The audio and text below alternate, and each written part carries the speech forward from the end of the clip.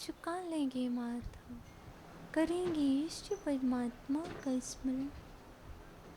टेम्बुवेरी हंताणम demo सिद्धाणम demo ऐरियाणम demo वच्छायाणम demo लोये सर्विसाहुडम अम्बो निदौचु वित्ति भीषणिन चक्र पटिनि petty वैदुल्वर्णि वाड्यवाग्नौ रङ्गतरङ्गि सिकिरस्थित्यानि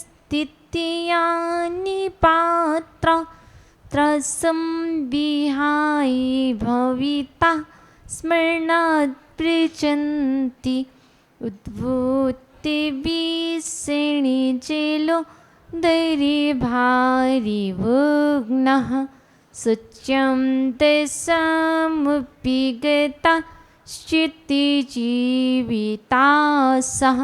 त्वत्पादिपङ्कजिरजो मृत्युदिग्दिदिहा मर्त्या भवन्ति मकीरध्वजितुल्यरूपः मर्त्या भवन्ति मकीरध्वजितुल्यरूपः। बोलिए अनंतानंत सिद्धि परमेष्टि भगवान की। बोलिए देवादि देवी कर प्रथम तीर्थंकर आदिनाथ भगवान की। बोलिए देवादि देवी खजर मूल नायक श्री शांतिनाथ भगवान की। 24 तीर्थंकर भगवान की। बोलिए प्रातः स्मरणीय सारस्वत कवि ने चक्रवर्ती मम गुरुवरी आचार्य वंशिक्षण विभव सागर जी महाराज की। परम पूजनीय आचार्य वन श्रीमान तुंग स्वामी की। आप सबकी प्रिय आत्मा हे माँ चिनवाड़ी तेरी जय हो, सदा विजय हो। तेरी विशाली पद में श्रोता सूर्य का उदय हो, श्रोता ब्रह्म का उदय हो। प्रिय आत्मन, आज हम सभी वक्तामृत स्तोत्र के माध्यम से 44 नंबर काव्य में अर्थात 44 काव्य में प्रवेश पा रहे हैं, जिसमें आचार्य भगवान मानतुंग स्वामी कह रहे हैं, आपके नाम का स्मरण करने से निर्विघ्न समुद्र की यात्रा हो जाती है।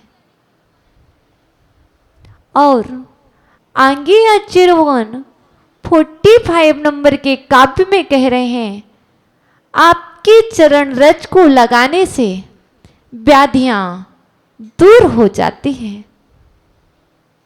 ये द्वय काव्यों के माध्यम से हम आज वक्तामृत स्तोत्र को समझेंगे। आपने सुना होगा, एक चक्रवर्ती था जिसने मंत्रादिराज महामंत्र का अभिनय किया था, अपमान किया था, तो वह कहां गया था? नरक गया था। यदि वह शुभम चक्रवर्ती श्रद्धा रखे रहता तो क्या नरक जाता? वस्तुतः श्रद्धा तो थी, विश्वास तो था, अपमान चक्रवर्ती ने नहीं किया था।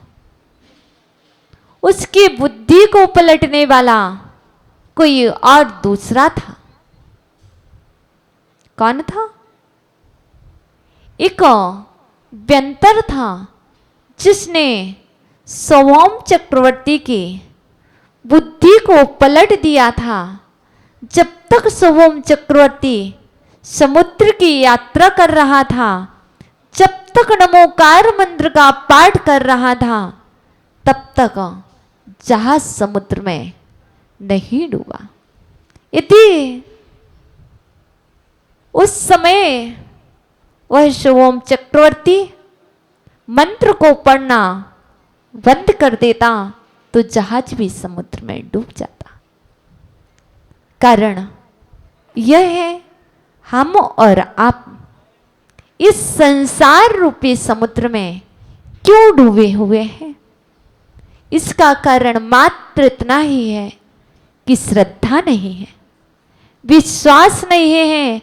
हमने कई बार अर्थात अनंतों बार भक्तांबर स्तोत्र को तो पढ़ा है, हमने बहुत बार नमोकार मंत्र का पाठ किया है, पर श्रद्धा सहित नहीं किया। यदि आज भी आप इस स्तोत्र को श्रद्धा के साथ अपने हृदय में बसा लो, श्रद्धा के साथ इसका पाठ करने तैयार हो जाओ, तो समुद्र से तो क्या, इस भवसागर रूपी समुद्र से भी पार हो जाओगे। मात्र आवश्यकता है 2 शब्दों की, श्रा और धा। श्रा और धा। भक्तांबर को धारण कर लो। भक्तांबर सा कह रहा है सहित हो जाओ, धा कह रहा है धारण कर लो। यदि भक्तांबर स्तोत्र को आप श्रद्धा से धारण कर लोगे तो इस भवसागर में आपको डूबना नहीं पड़ेगा। वह कौन सा स्तोत्र है? जिस स्तोत्र में भारत शब्द छुपा हुआ है, जो भारतवासियों के कंठ में समाहित है।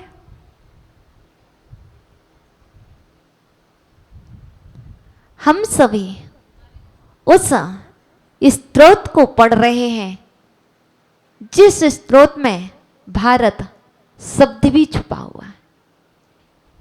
भक्त ता भा पहला, ता तीसरा, रा अंतिम। हम उस स्तोत्र को पढ़ रहे हैं जिस स्तोत्र में भारत शब्द छुपा हुआ है, और हम भारतवासियों के हृदय में वह कंठ में बसा हुआ है।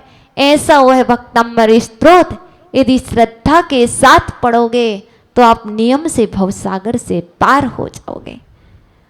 यहाँ पर कल हमने भगवान का कीर्तन की बात कही थी, पहले उनके नाम की बात कही थी। आज चेर भगवान अब नाम की भी बात नहीं कर रहे, अब कह रहे अब नाम मत लो। कैसे? आप आचार्य भगवान का नाम मत लो, आप आदिनाथ का नाम मत लो, आप उनका कीर्तन मत करो। हम नहीं कहेंगे आपसे भक्तांबर स्तोत्र का पाठ करो, हम नहीं कहेंगे आपसे कि आदिनाथ का नाम लो। मात्र यह 44 नंबर का काव्य कह रहा है, आप मात्र स्मरण कर लो, अंदर में बोलो मत, पाठ मत करो, मात्र स्मरण कर लो। स्मरण करने से ही आप पार हो जाओगे। क्योंकि बहुत सारे लोग होते हैं जो मात्र स्मरण करते हैं और उनके कार्य हो जाया करते हैं। उनमें से एक आप भी हो जो मात्र स्मरण करोगे और आपकी वह कार्य सिद्धि होगी। अब हमें आगे एक काव्य आ रहा है जो है आधी व्याधि विनाशक। आपसे पूछ लूं, आप स्वस्थ हो कि अस्वस्थ हो? स्वस्थ हो। ये कह रहे हैं मैं स्वस्थ हूं। आप कैसे हो भैया? स्वस्थ हो। अस्वस्थ तो नहीं हो। तो फिर ये काव्य क्यों पढ़ रहे हैं? यदि अस्वस्थ नहीं हो तो काव्य क्यों पढ़ रहे हो? भैया हम तो बीमार हैं। अभी पूज्य गुरुवर ने कहा था मैं बीमार हूं, मैं जन्म रूपी अग्नि से जल रहा हूं और मरण रूपी अग्नि में जल रहा हूं। मैं तो एक उस कीड़े की तरह हूं जो बीच में फंसा हुआ। बीमार हो कि नहीं हो? अब जो बीच में फंसा होगा वह बीमार रहेगा कि स्वस्थ रहेगा? शायद तो अब बदल जाओगे। तो हम और आप बीमार हैं। इस बीमारी से मुक्त होने के लिए काव्य आया है। अच्छा ये बता दो कौन सा काव्य है जो बीमारी से मुक्त कराएगा? 45 45 45 बोलो ना, समझे? यह वह काव्य है जो 45 नंबर का जो आपको बीमारी से मुक्त कराएगा। कैसे? ये बताओ इसमें कितने भा है? अब आपको पुस्तक देखना पड़ेगी। भूत, भीषण, भार, भुगना, भवती। 5 शब्द याद कर लो। भूत, उद्भूत का भार,